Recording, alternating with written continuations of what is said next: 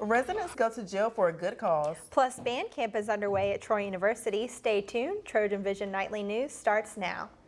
From the high-definition digital production center on the Troy campus, with news from Troy University locations around the world, this is Troy Trojan Vision Nightly News.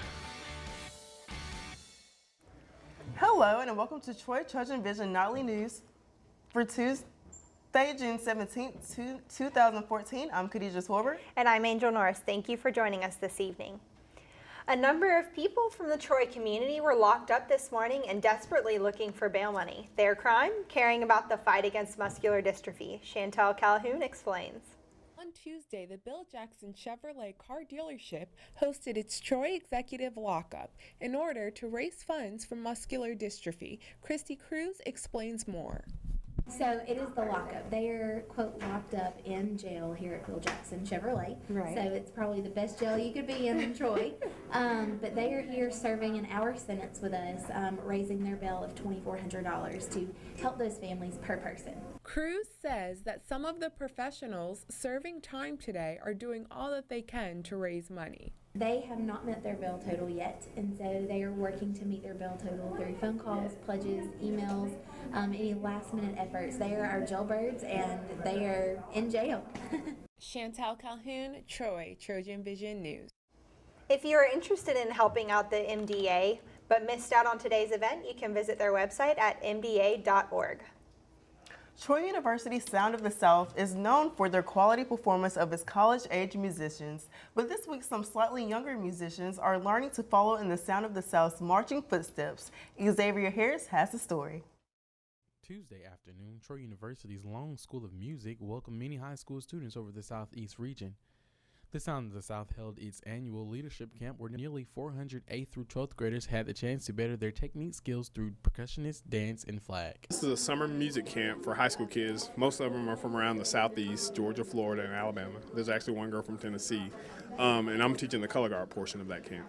One of the dance line members from the Sound of the South explains her favorite part of meeting the high school girls from all over the South. The most fun part is getting to talk to the high school girls and teach different routines. And a lot of them have questions about Troy and about the band, and they're excited about it. And that's probably the most fun part.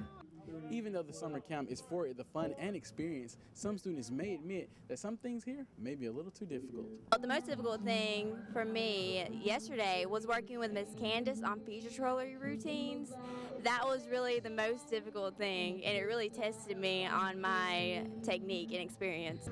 The most difficult thing would probably be the heat, because we're outside practicing all day long, and sometimes you just want to pour a chug of ice cold water on you, and it's super hot outside, which most people know.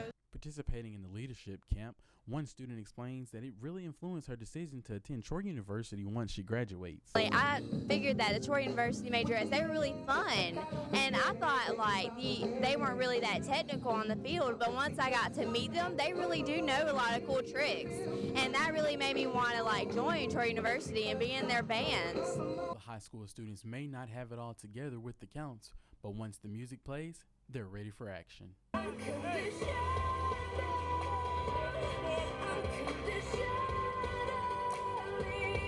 Xavier Harris, Troy, Trojan Vision News. The camp will wrap up with a performance by the student musicians Thursday at 12:45 in Sartain Hall. And now taking a look at news from around the state. Out of Phil Campbell, authorities say they've recovered the body of a swimmer who went missing after jumping from a rock overlooking Bates Landing at the Bear Creek Reservoir. Franklin County Sheriff Shannon Oliver said the body of 18-year-old Isaac Edward Linzer was located Monday afternoon. But in Coleman, a judge will consider lowering the bond for an Alabama man charged with killing a sex offender who sexually abused his daughter.